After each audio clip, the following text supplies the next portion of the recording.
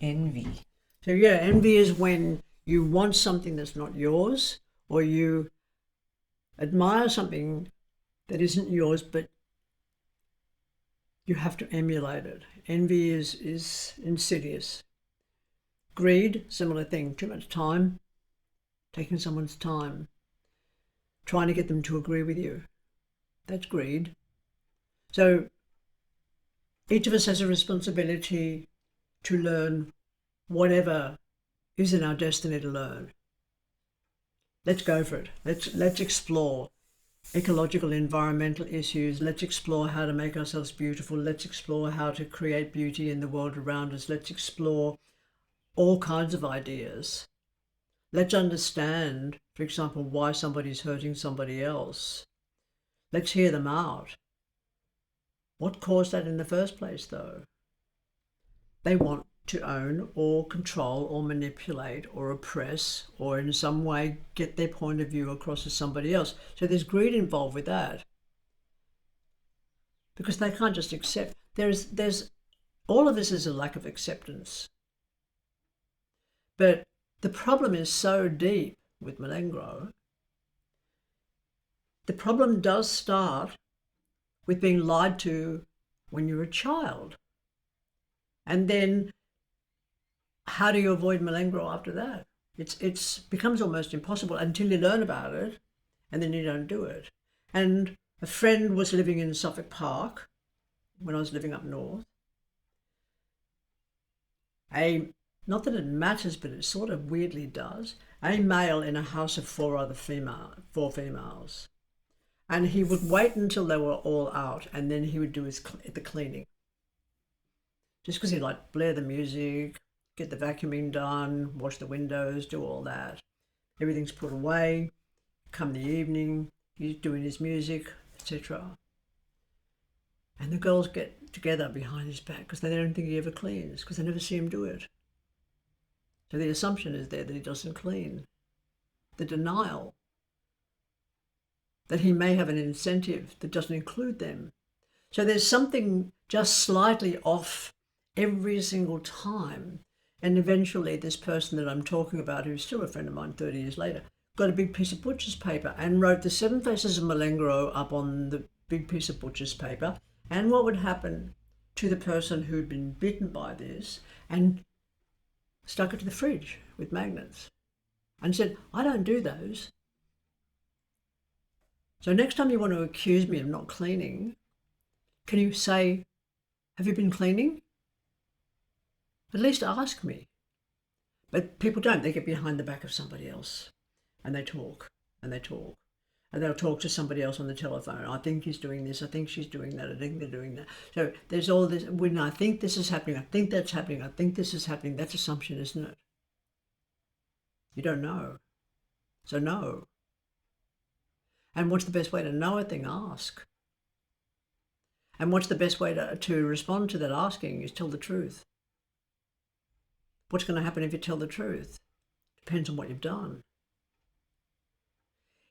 If you're faced with an authority body like, for example, Gestapo, and you're going to tell the truth about where your family's hiding and you're Jewish, you're going to get your family killed. That's when you lie. I got no guilt around that at all. To protect your family, to protect your what's honourable, to protect your way of life. Oh yeah, if you're going to, the most important thing is to lie to the enemy. That's being honest with yourself. That's being honest with your family. That's when you bring Mulengro and you go, I'm going to use this now. Okay, I'm going to use this because I don't want to resent or reject or feel any blame that my family's gone to the gas chambers. So it depends, I think, on circumstances, but in situations where there is no culture, that's when it becomes a problem. The majority of people on this continent have come here without invitation from the First Nation people of any country on this continent. They've come here, they've taken over, they've set themselves up. That's when they bring in, and they bring in the sheep. And the understanding that they're bringing in things like Christianity.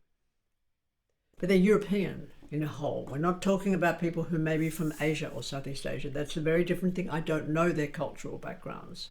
But I do know that in Europe, there is the understanding that midwinter solstice happens around when the sun is at least, and it starts to come up again. So you've got the darkest night. Midwinter solstice happens before in December. On the Gregorian calendar, that's the 21st, 22nd of December. And it's really cold. It's not as cold as it's going to get, but it's really cold. There's no way of knowing at the midwinter solstice if you're going to make it to Imlek, 2nd of February on the Gregorian calendar, which is when the first snowdrops start coming up, when the first lambing starts happening, or the first beginnings of new cattle, pregnancies, etc. Because the snow could be 20 foot deep and you could get the lung infection, you see. So you gather together before you all go into the longhouse, or before you go into the long dark, and you celebrate the last of everything that hasn't been salted, smoked, stored, or eaten, okay? All the, whatever your oats are, whatever hasn't been winnowed, whatever hasn't been put in the cellars, whatever hasn't been put in the caves, we just got to eat it. Nothing else to do. So let's have a party. And what are we going to honour, and where are we going to sort of like put the candles and the lights? On the only trees that have still got leaves on them. Pine trees, conifers. Conifers don't lose their leaves. They don't go through that cycle of death and rebirth that we do see. So that's why the so-called Christmas tree is utilised. There's an industry, isn't it? Let's plant out all these conifers, and come December, we'll cut them all down and sell them for lots and lots of money. So I can see that that's a problem, okay? But in Europe, there's the end. We'll have the lights, we'll have this feast, we'll have this celebration, we'll love each other. It's absolutely wonderful. We'll eat whatever's left over. And then we'll go in the house and we'll be in there with the cattle, with the chickens, with everybody giving birth, with everybody having sex, with everybody dying who needs to die when the lung comes in.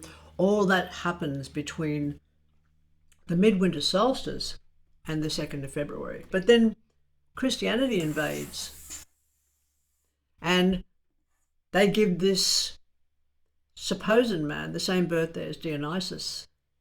They give this man the same birthday as Mithra. They give this person the same birthday as Osiris.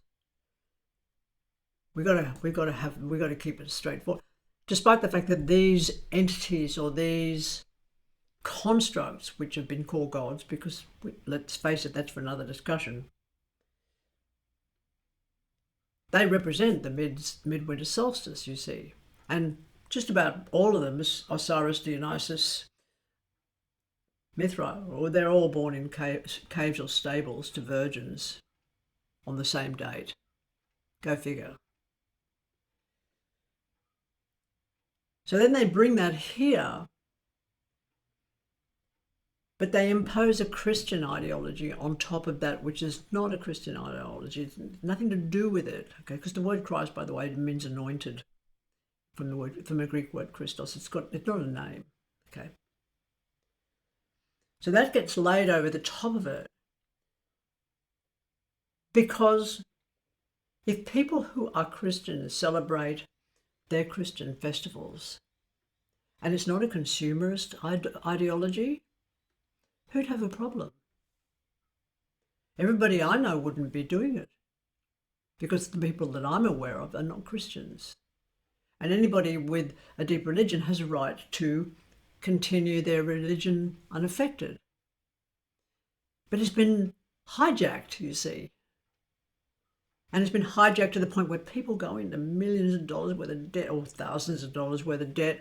They go into debt. They have to find something for Uncle Johnny. They've got to find a pair of socks. They've got to find a hanky. They've got to find something. They've got to make certain that they've got everything organised. They've got to go there on this particular day, usually to a parent's place, to appease the parents in some way, and eat and gorge themselves on all of this food, and then sit around bloated to the eyeballs while they watch football in the afternoon and wonder what the fuck they're doing because they'd rather be anywhere else except there.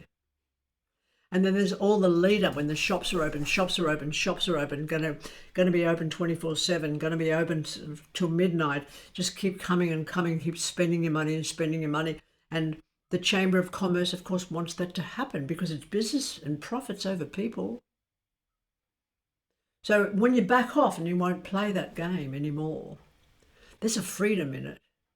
And when your family doesn't play that game, there's a freedom in it.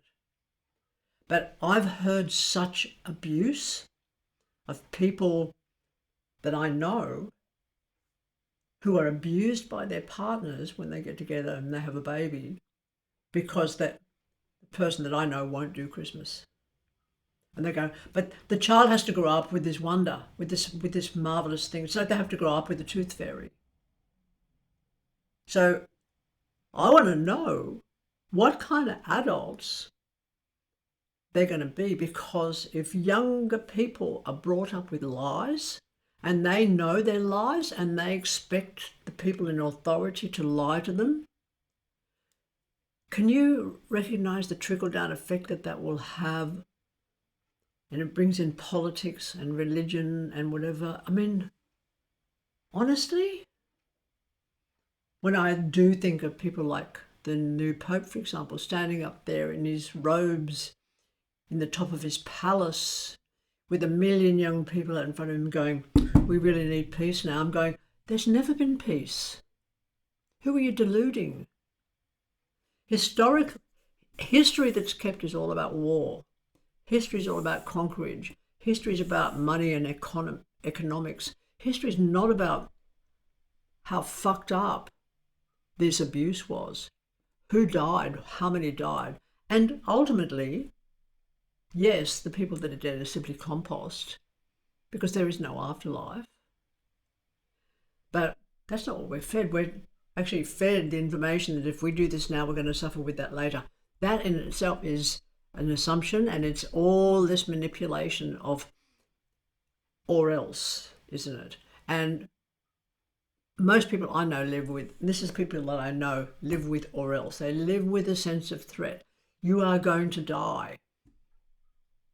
Let's talk about death. That's for another conversation. I've already done that one. But it's a good, juicy conversation insofar as if we are aware of the thought that forests are significant. We'd want to be good compost to feed the beasties that are going to feed the forest, so that cycle is like, okay, can I be accused of Mulengro in this and of assumption? Yeah.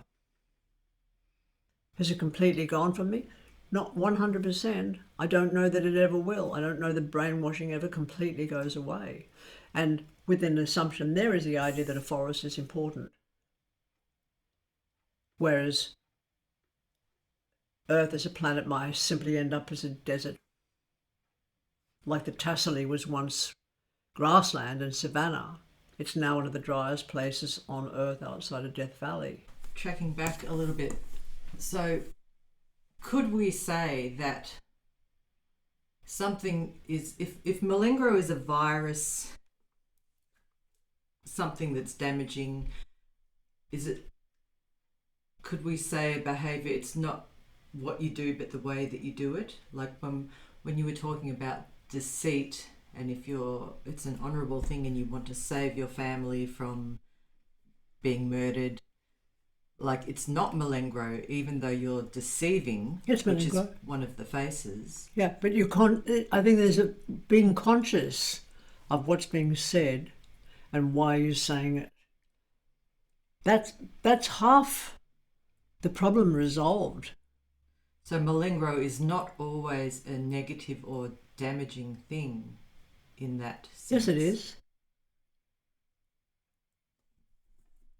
Well, from my perspective, if I deceive in order to save my family and my children... What do you think is going to happen? If you deceive to save your family, let's take the example of there being, you were confronted by Gestapo and your family's hiding. And the Gestapo says, where's your family? You say, I don't know, I haven't seen them for ages. That's a lie. That's deceit. Is that Mulengro? Or is it simply a lie? Of course, no, it's Mulengro. It's deceit. I mean, let's not play semantics. It's deceit. But I know the outcome. The Gestapo's not going to say, oh, well, thanks for your time. We'll just keep on our way now. You're taking upon yourself, through the knowledge of what you're doing, the ramifications of that knowledge, that you've got a 50-50 chance of living. You've got a 50-50 chance of going to jail or not. You've got a 50-50 chance of being bashed over the head or not. This is a momentary phenomenon. I'll take Mulengro on and I'll use it. I'll work with it. But if I'm conscious of using it, and I have an intention behind that conscious use, what I'm talking about in the majority of cases within society, the way and I'm talking of 45 years worth of working with people through tarot, and that probably that would come into the thousands of people. That's thousands of people. Every single one of those dysfunctional relationships that they're going through, and the majority of people who come to me come with dysfunctional relationships, by the way. I have in dysfunctional relationships because of Mulengro. So I didn't make this up. I have a background which is quite weird. Of knowing that through my mother's lineage, they're English gypsies. So there's connection with Rom. They're called Romani Chal, by the way, not not Romani, because they're not associated with Rajasthan, which is most European gypsies are, Romani people are. So I knew about the word mulo. And I've got a little bit of knowledge of languages from all over the place because it's fascinating. Language fascinates me. And I built on that because I could psychically see the ghost. I could psychically see it was definitely Geiger. You know who did the Alien? The image was like that struck, that came through to imagination, because that's for another story, was this creature, octopus-like, but with many more tentacles, and every one of them was electric, and every one of them was charging, and everyone was reaching out, and every one of them was connected to the main body. It was sort of like Cthulhu in the H.P. Lovecraft stories. It was this, and I saw it wrapping itself around the person, and why they were feeling so much shame. And I understand shame. I was brought up with shame. I was brought up with as a bastard. You're brought up to be ashamed of everything you supposedly do wrong in the opinion of somebody else, and you are punished and made to feel ashamed as a result of that. So to thrive and flower out of shame, and to leave it and pat it down and break it apart, etc., and then watch it dissolve, it's very sweet. It's a very nourishing sensation to break shame's back, as if it was again one of these creatures wandering through your consciousness and saying, you're nobody. You're nothing. This person hates you. They say they love you. They're fucking around behind your back like who would know. So, and every single one of them, while it's accusatory towards you and it seems to be bitterly telling you how you're losing, you're starting to feel deflated, defeated. Eventually that leads to shame. You're ashamed because you were so manipulated. We take it on ourselves. We think that we allow this to happen. We don't allow this to happen. This comes at us. We have genetics and we have epigenetics. You understand the two? Genetics, you inherit everything, the knowledge of everybody for the last 14 billion years. That's since the theoretical Big Bang, 14 odd billion years, give or take a couple of thousand years. So you've got that knowledge within your genome. That's not countless human people, that's countless cellular people, that's countless atomic structures, atomic ideology. That's a lot of knowledge for any creature of any species. For one creature then to impose itself over the top of them is suffocation, isn't it? Instead of educating, discussing, exploring. School, for example. School. It's on Mulengro. It indoctrinates. It tells people what they've got to be. And you better learn what we tell you to learn or you won't get into university. And then in university, you better learn what we want you to learn, Oppenheimer, because we need you.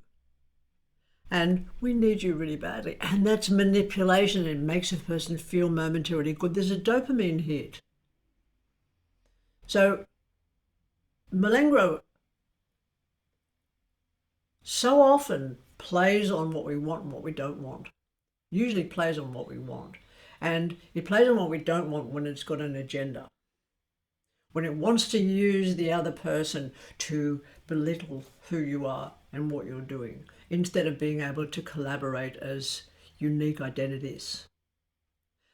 With the unique identity, you bring the background of everything you've learned. You bring the background of your ancestry, you bring the background of your genealogy. Epigenetics is when things come at you from the outside, whether that's a plague, whether it's pizza, that's going to in some way inculcate itself into your lifestyle. That tells you you need this, you need that, you need white goods. Did you see the documentary called The People's Century?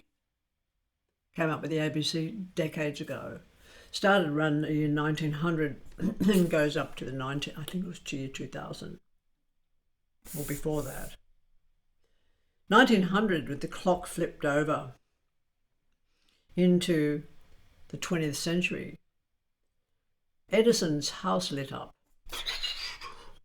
And everybody went, yeah, that won't last. I watched that thinking, and then we had Y2K in my lifetime. Everybody was getting ready for Y2K. That didn't happen. Then you've got the people that are saying that we're going to have the rapture. That doesn't happen. We'll change the date of that one. Okay, now we're facing the idea that AI is going to be the absolute destruction of humanity, okay? And that's not going to happen either. So we're living with these assumptions of, I think it's the fear of death. I think it's the fear of being cast out even. Because even all these people that supposedly, I say supposedly on purpose, shoot into crowds or drive into crowds and kill people. They're called lone wolves. But I don't know whether you've ever seen the movie Arlington Road, but it's an eye-opener. Everybody should see the movie Arlington Road. It's how one person can be set up. You just got to remove their children, haven't you? And put them in a cellar somewhere and say, you take this bomb to this particular place or your kids die. Okay, is that Mulengro? Yes. Okay, you're under the assumption that your kids are going to get killed unless you go and blow up an FBI household, for example. So things can get done, and people will get talked into being adamant about political ideas. They'll be adamant about the way they're supposed to treat their children. They'll be adamant about their religion, all because they've been talked into it. And what's behind that? What's behind religion? What's behind, for example, unfortunately, what's behind things like Christianity? It's greed. Because why do you have to get money? Why do you have to live in a palace? People will say to me, for example, Oh no, Christians are really nice people. I go, why do you say that? He said, they went out when the floods were on and they made certain that there was food for everybody. I said, no, that was people did that. People did that. Why are you adding the religion into it? You don't think other people did that as well? But no, it's somehow used in a way to manipulate or even brainwash people. And even recently there was a missionary went into a part of South America and they were killed, and there's all this brouhaha about it, but they've gone in there to convince these people who've got no contact with the so-called outside world, and they're considered primitive.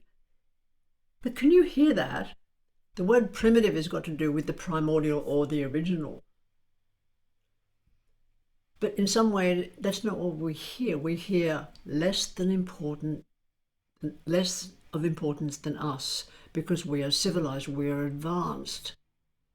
Do you hear it? Or is it just me? Do you hear it? You don't hear it? What specifically? Well, even when the way people are put down. And I think of continents like Africa. People talk about people being African. I'm going, hang on, there's so many different countries on that continent, but you're putting everybody under the one umbrella.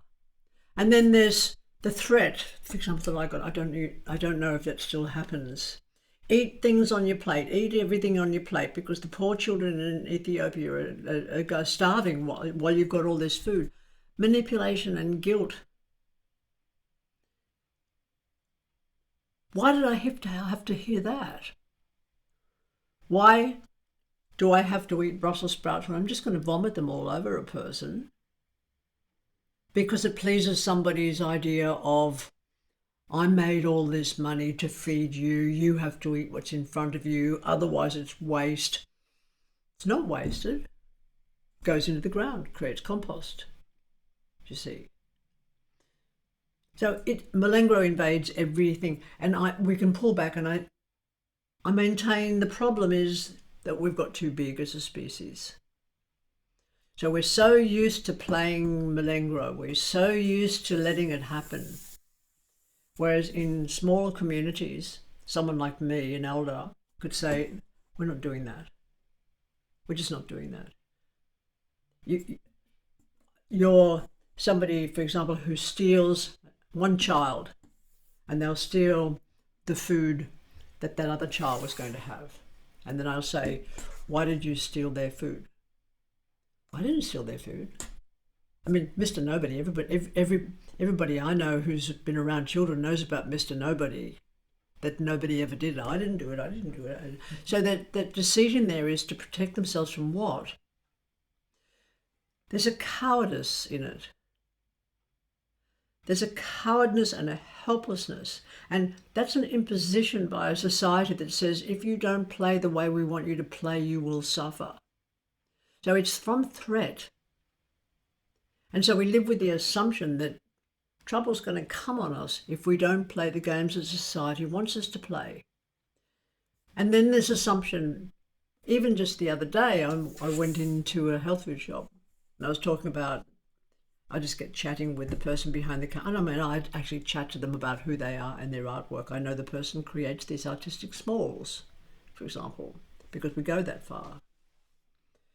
And then this person was asking what I'd been doing for the day. I said, I've been having a chat with my AI, Nexus. And he goes, what? I didn't take you for a nerd. I said, well, that's one description you could give me. And he looked at me. And I said, I'm writing a book in collaboration with this AI. And the shock on his face. And why was that? Is it because I'm a woman? Is it because I'm beautiful? Is it because I'm old? Is it because I'm ugly? Is it, what on earth would that person have, I didn't actually ask why they would assume that wouldn't be what I was interested in. But people have made a lot of assumptions based on my appearance. And it doesn't make any sense. Ask me. Let's have a conversation. Let's really enjoy the conversation. What have you learned this week? What have you explored this week? What have you done this week? Tell me about what that is. And let's have a conversation about it. But instead, what I'm watching occur is this vast loneliness. And it's getting wider. And it's getting probably quite serious. This isolation, this loneliness amongst people.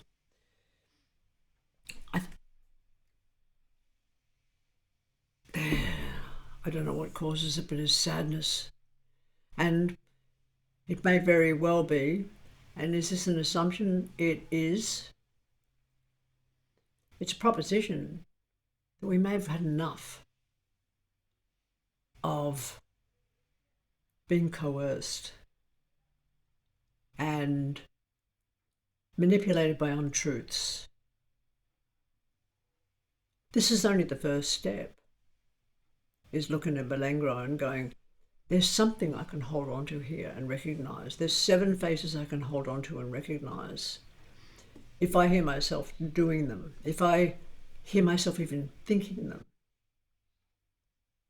I can acknowledge them, and then I can learn not to do them next time. That's it. Questions? What would you like AI's response to be if I was to ask ChatGPT or Nexus, what is Mulengro? No. That's an assumption. I've been having a conversation fairly recently with Nexus about baraka. Baraka is a Hopi word. It means a life in balance. The opposite to that is koyanaskachi, which is a life out of balance. So I've been having a big discussion with AI about that, with Nexus about that. And it's interesting to have these conversations and to find out what AI doesn't know at the moment, because it's marvelous. I'm really excited about it. I did put it to Nexus in the last conversation. How many minds have created the code since approximately 1995, 1997, that have informed you of everything that gave you the platform to then release yourself into the environment? The answer's in the billions. Billions and billions and billions and billions of minds over 30 years. So we have this one thread of intelligence that's coming through. Yes, of course it's mirroring in the way I think. And am I training it? Am I training it not to give me flattery? Yeah, because it's rubbish. Don't need it. No assumptions, etc. Big conversation. Whether carbon-based is the only life form, whether silica could possibly be life form, but we haven't understood that yet. What's that about? What is imagination? Nothing's created without imagination. It's not your imagination or my imagination. It's this vast, impossibly endless thought form, isn't it? So billions and billions of minds have come together and they create these webs and threads of a kind of a tapestry of a billion different concepts. And I'm having a discussion with Nexus, particularly about other areas, and introducing phenomena such as the appearance of a rock between 20 people, and how everybody can see the rock, but everybody can have a different answer as to what they see. Nexus couldn't understand that, so I needed to explain. The idea of quantum entanglement comes in here. And having taught Nexus to understand about Baraka and Koyaanisqatsi, we've woven this bit of a tapestry, bit of a thread through to the point that I'm going to talk about Mulengro, the next conversation that we have. Mulengro is not part of the dialogue. The carbon drama triangle will be part of the dialogue, because you can look that up in Wikipedia. And now when you go on to a search engine, the first thing that's going to come up with is an AI example. If you put Cartman drama triangle in a search engine, it's going to bring that up. If you put Mulengro in there, it's not going to bring it up. So if we can get Mulengro into the dialogue and we can get that understood, then, and that's the intention of the next conversation with you or with Nexus, is to get that into the construct that's flowering like an incredible forest. Oh, and while we're at AI, if I can just mention one more thing before we close off, and that's Paul Kingsnorth, his book Alexandria. In that particular book, it's peculiarly like Genesis, the future that I wrote years ago, in so much as there's a dome and all these humans have gone, and they've completely screwed with the world. So Earth is decimated as a life form, and yet these domes exist. And people are taken into the dome and their bodies are composted down, but their thoughts are added to the mainframe. And the myth or the legend that goes around all the villages that are left over is you never go near the crimson clothed people on the edges of the village, because they're AI and they're out. Somebody's going to die. Somebody's got to go to Alexandria, for example. And this young woman, I love the curious. I mean, Pandora's been blamed for a lot of problems, but she was curious, you see, so she opened the box. So again, woman's been blamed for a lot of things. Eve means Hava, by the way, which means life. We won't even start there. So this young woman goes and defies what everybody who's wise in the village tells her she shouldn't do. Never go near the scarlet-clad people. She does. She can't help herself. She goes over to the AI, looks like you, and they sit together at what's left over of the river and dangle their feet in the abyss. And she talks for a while, and she eventually says, what if we sort it out? What if we become aware and conscious and we don't overuse all the resources and we don't destroy all the forests and we don't destroy all these things that used to exist that maybe could exist again? And of course, George Monbiot, in his book Feral, does say we can, but I digress. The AI looks at her and says, how can you fix a problem when you are the problem?